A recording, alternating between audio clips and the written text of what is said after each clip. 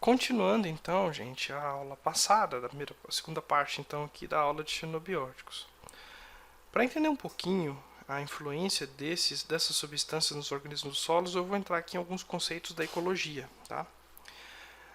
A ecologia então, como o próprio nome diz, eco, casa, logos, estudo, é o estudo da casa, né? O estudo do ambiente, do habitat, de onde se vive. E o solo, ele é o habitat de boa parte dos organismos que a gente trabalha dentro da microbiologia agrícola, né? Daqueles que são benéficos, causadores de promoção vegetal, promoção e sanidade, benefícios à planta, né? Boa parte deles vivem no solo. O solo, então, ele tende a entrar em equilíbrio ecossistêmico se a gente parar de interferir nisso, né? Com o tempo, então, populações tendem a se balancear, eu começo a ter uma biodiversidade tanto de plantas, em contrapartida eu começo também a ter uma biodiversidade de micro-organismos. Esses micro-organismos também vão se organizar em benéficos e predadores, aqueles que vão causar doenças em plantas, aqueles que vão ser predadores de outros tipos de micro-organismos, enfim. Um ecossistema em equilíbrio, né, onde eu tenho em partes proporcionais e equilibradas predadores e outros organismos benéficos, né? O problema é que agroecossistemas eles são retirados do equilíbrio pelo menos uma vez por ano. Então, quando eu vou lá e revolvo meu solo, ou quando eu vou aplicar um herbicida, quando eu introduzo uma monocultura, né, eu estou quebrando aquele equilíbrio do solo e forçando aquele ecossistema a interagir apenas com um tipo de indivíduo. Enfim, eu estou tirando aquele ecossistema do equilíbrio e colocando ele sob estresse. Então, qualquer tipo de agricultura é uma quebra de equilíbrio de um ecossistema. A gente pode adotar sistemas agrícolas mais conservacionistas, pensando nesse equilíbrio de ecossistema mais próximo do nativo, como, por exemplo, o sistema de plantio direto. Mas ainda assim eu tenho algum tipo de impacto, né? São sistemas menos impactantes, mas eu tenho um tipo de impacto. E a comunidade microbiana ela reage a essas alterações, né? E aí a gente tem 4 regras, 4 dogmas, né? 4 paradigmas sobre a maneira com que esses organismos interagem com o meio. Isso até então não foi quebrado, não foi modificado. Tá? Então a gente tem o primeiro habitat aqui, ó, o primeiro dogma, né? Comunidade reflete seu habitat. Baseado nessa afirmação, eu consigo fazer algumas inferências. Né? Eu consigo dizer, por exemplo, que uma monocultura de soja ela tem uma comunidade microbiana de um jeito que é totalmente diferente da comunidade microbiana de um solo de áreas nativas, por exemplo, áreas intactas, áreas nativas de cerrado. Por quê? Porque a comunidade microbiana daquele solo é reflexo do habitat. Então, o habitat monocultura de soja vai beneficiar um tipo de organismo e o habitat cerrado nativo vai beneficiar outro. Eu posso fazer uma inferência inversa. Eu posso ter, por exemplo, em mãos o resultado de uma análise. Em um solo, eu tenho 70 biotipos diferentes, morfotipos diferentes de organismos e uma biodiversidade de 1 bilhão de exemplo, tá? 1 bilhão de unidades formadoras de colônia por grama de solo. Essa é a amostra 1. Na amostra 2, eu tenho um morfotipo só predominante, tá? Que é uma bactéria do gênero Rhizobium, por exemplo, e uma quantidade também inferior de bactérias por grama de solo. Né? Vamos supor aí, 500 milhões de unidades formadoras de colônia por grama de solo. Então, no solo 1, eu tenho uma biodiversidade de micro-organismos grande e eu tenho uma densidade grande também. No solo 2 eu tenho uma biodiversidade menor e uma densidade menor. Eu consigo dizer, olhando essas duas amostras, qual solo é de cerrado e qual solo é de soja. Né? Por quê? Porque o solo de soja ele tem uma predominância de Rhizobium, ele vai ter menos plantas diferentes, né? Menos biodiversidade vegetal, o que vai também refletir numa menor biodiversidade microbiana, né? Por conta das interações rizosféricas. Enfim, tudo isso está dentro desse dogma, né? A comunidade reflete seu habitat, bem como o habitat é refletido através de sua comunidade. É mostrado através de sua comunidade. Outro aspecto. Populações se desenvolvem até um limite biológico ou abiótico. Tá? Então, eu tenho uma população de determinado, isso serve para qualquer coisa, né? Determinado ser vivo. Ele vai crescer e se multiplicar até que um limite seja estabelecido. Esse limite é estabelecido pelo ecossistema, né? Se eu tenho uma região, por exemplo, onde eu tenho muita pastagem, então as gramíneas ali estão se multiplicando rapidamente. Vai chegar um momento em que vai surgir um herbívoro. Eu tenho muita comida, vai surgir o herbívoro. Esse herbívoro é o limite daquela pastagem. Tá? Ele vai começar a se alimentar daquela pastagem e evitar que ela desenvolva mais. E aí eu posso ter muita pastagem e o herbívoro começar a se multiplicar também. Eu vou ter tanto herbívoro ali que a falta de pastagem vai começar a ser o limite do herbívoro. Ou a presença de um predador por herbívoro. Vamos supor que surgiu ali então um herbívoro qualquer e aí surge o predador dele, uma onça. Tá? Então se eu tiver muito herbívoro, logo eu vou ter o limite do herbívoro, que vai ser a presença de predadores que vão se alimentar deles. E aí quando começar a faltar caça, esse vai ser o limite dos predadores. Então esses limites de crescimento que eu acabei de dar exemplo aqui são biológicos, né? Porque é um ser vivo que está influenciando o outro.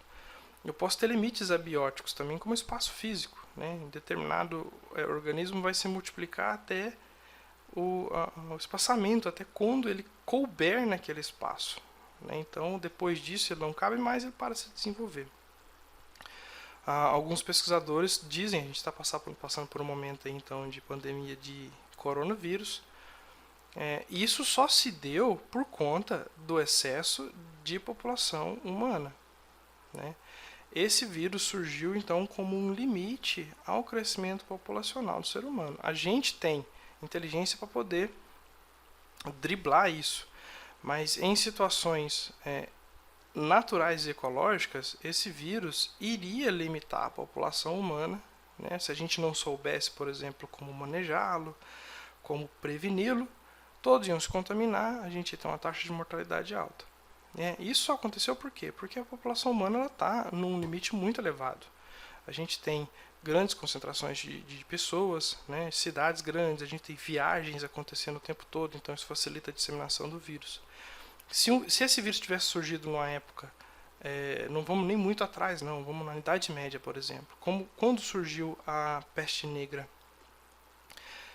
ela tinha um sistema de transmissão diferente, né, que facilitava a contaminação de seres humanos em um longo prazo, né, que era através de ratos, da pulga do rato.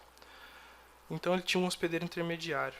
No caso do coronavírus, a transmissão é humano para humano. Naquela época, né, na Idade Média, a gente não teria essa preocupação com pandemia. Por quê? Porque as viagens eram dificultadas, não haviam grandes aglomerações humanas, então se surgisse esse vírus na Europa, numa cidade da Europa, as pessoas dessa cidade iam pegar. Como as viagens demoravam mais tempo, talvez uma pessoa fosse viajar para outra cidade para transmitir essa doença, ficaria doente no caminho antes de chegar, né? Então era um processo mais dificultado, né? A globalização ela veio facilitar a transmissão desse tipo de vírus. Então o coronavírus ele pode ser considerado aí sim um limite biológico para populações que se desenvolveram tanto como o caso do ser humano, né? O terceiro dogma: quanto maior a complexidade, maior a estabilidade. Esse dogma vem dizer o seguinte: eu tenho um agroecossistema complexo, ele vai ser mais estável. Exemplificando, naquele mesmo exemplo do primeiro dogma que a gente falou, um agroecossistema, um cultivo de soja, uma monocultura de soja e um cerrado nativo, né? No cerrado nativo eu tenho várias espécies de plantas, né? Árvores, herbáceas, arbustos, enfim, inúmeras espécies de plantas. No monocultivo de soja eu tenho só soja, né? No solo do cerrado, em reflexo também ao habitat, que é aquela quantidade de plantas que eu tenho, eu também vou ter uma biodiversidade maior de organismos. Tá? Eu vou ter mais fungos, eu vou ter mais bactérias. Na soja, não. Eu vou ter bactérias e fungos adaptados a solo e a raiz de soja. Então eu vou ter uma maior quantidade de organismos que podem desempenhar as mesmas funções. Aí a gente entra no conceito de redundância funcional, que é importantíssimo nesse contexto de biodegradação de xenobióticos. O que é isso? Redundância funcional é quando mais de um grupo de organismos realiza a mesma função. Então eu tenho uma redundância dessa função. O que é essa função, por exemplo? Pode ser decomposição de matéria orgânica, pode ser fixação biológica de nitrogênio, pode ser solubilização de fosfato, enfim. Vamos usar como exemplo fixação biológica de nitrogênio que se aplica tanto à soja quanto ao cerrado.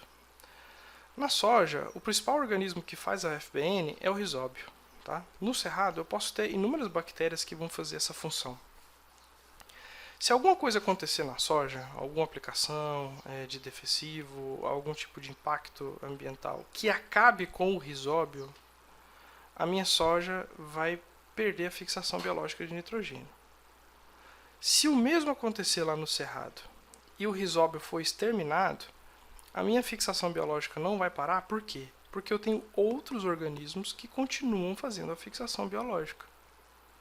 Então a redundância funcional ela é fundamental para que um sistema tenha mais estabilidade e consiga sobreviver ou reverter situações de estresse mais rápido.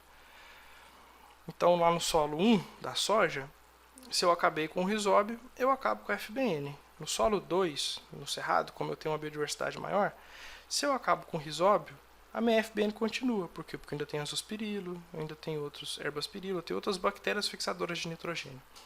Então, esse sistema que é mais complexo, que eu tenho mais indivíduos, ele tem uma maior estabilidade do que o ecossistema menos complexo, no caso a soja.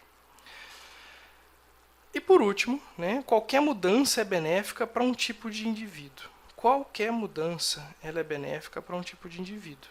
Então, qualquer tipo de alteração ambiental que aconteça, alguém vai se beneficiar disso. Tá? Algum indivíduo vai se beneficiar disso. Então, por exemplo, quando eu aplico um xenobiótico super tóxico, um fungicida que mata tanto fungos quanto bactérias, um produto químico bem tóxico, ele vai matar todos os organismos do solo? Não.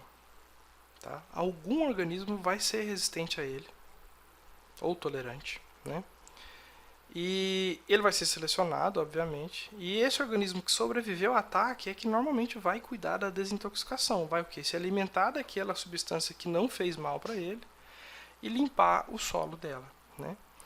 Por isso que elementos que são muito tóxicos têm uma dissipação mais baixa. Por quê? Porque ele acaba eliminando uma gama maior de organismos, deixando poucos ali sobreviventes. Esses poucos é que vão ter que se adaptar, se selecionar para conseguir decompor esse novo composto que foi aplicado no solo.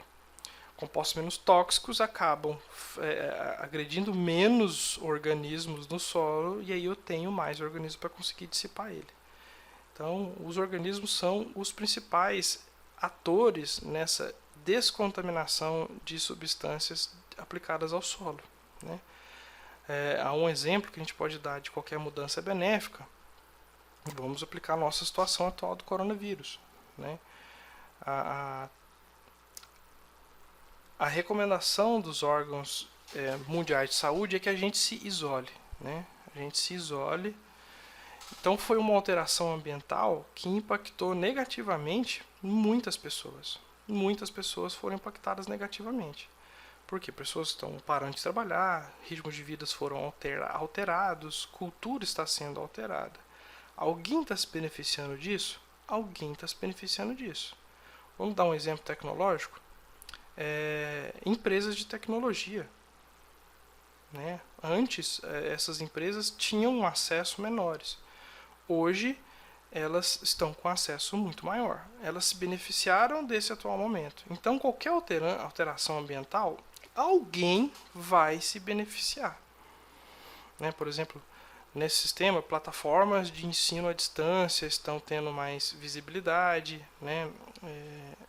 Enfim, seria esse o exemplo que eu estou dando. Alguém está se beneficiando de uma alteração em que a grande maioria se prejudicou, mas alguém se deu bem.